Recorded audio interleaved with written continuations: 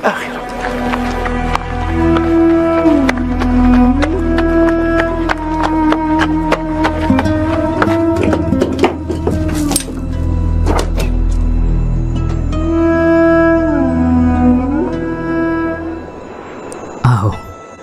आपके चचा के बेटे मोहम्मद कैसे हैं? अपने रब के फजल से वो बिल्कुल ठीक है।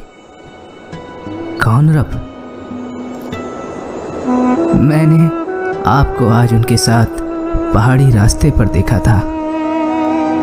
आप वहाँ क्या कर रहे थे? मेरी तो कुछ समझ नहीं आया।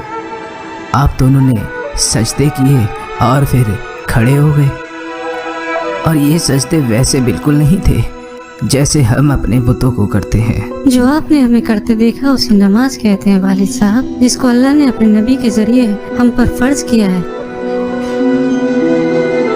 हाँ, आपके भतीजे मोहम्मद बेशक अल्लाह की कसम वो नबी है और उन पर वही की जाती है जो कि अल्लाह का कलाम है, यानी कुरान, और मैं उनके दीन पे चलता हूँ, यानी इस्लाम। नबी